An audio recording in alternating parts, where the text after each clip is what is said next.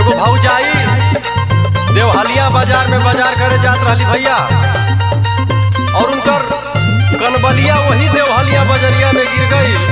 गिर गई तो कैसे आई, सुनी गाना के भाव।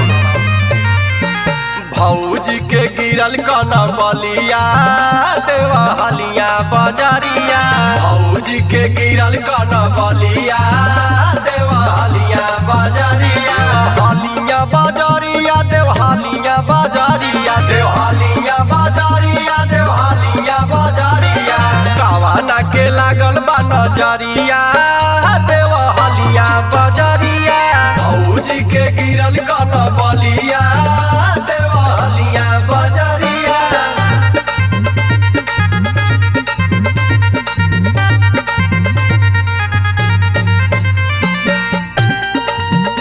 और भौजाई के कनबाली नहीं के मिलत, भौजाई जगह जगह परेशान वाली और खोज रहल वाली कहाँ गिरल कहाँ गिरल।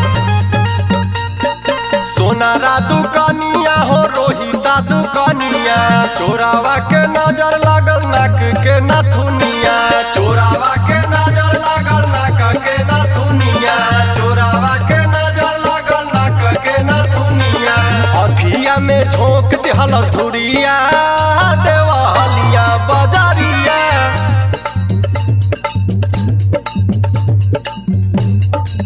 लाख प्रयास के बाद भौजाई के तीन तालबा झुमका पता नहीं के चलत, डहरी डहरी घूमतारी भैया।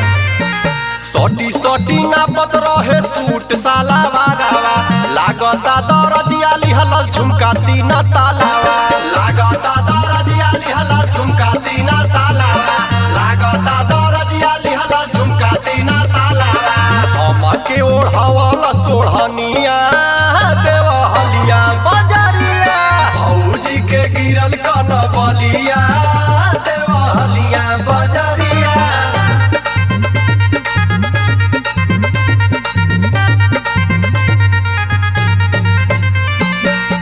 लक्ष्मी का ओठलाली और चांद छाप बिंदिया किने में भैया झुमका हेरालबा अफातार बड़ा बोलता। कीनत रही पाउडर फेसावा सकीरी मावा, पिंटू के दुकनिया करत रही सिंगारावा, पिंटू के दुकनिया करत रही सिंगारावा, पिंटू के दुकनिया करत रही सिंगारावा, टूट गइल नाक के नकबलिया देवहालिया बजरिया।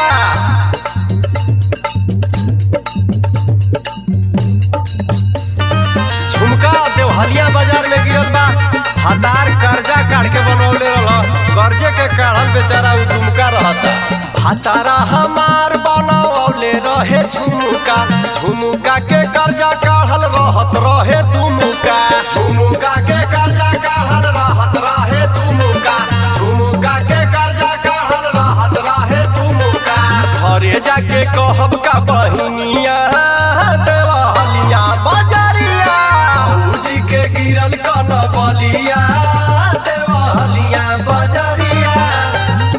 नैहर से मजनुआ देवहालिया बाजार में आई भैया, पंडा के दुकान पर छेना गुजामुन खाए में और लेवे देवे में सिकड़ी हेराल बा। नैहर के मजनुआ आइल रहे सुतार पर, खियौलस गुल जामुन छेना पंडा के दुकान पर, नैहर के मजनुआ आइल रहे सुतार पर, खियौलस गुल जामुन छेना पंडा के दुकान पर, वही में खिंचल सिकड़िया देवहालिया बजरिया, भौजी के गिरल कनबलिया देवहालिया बजरिया।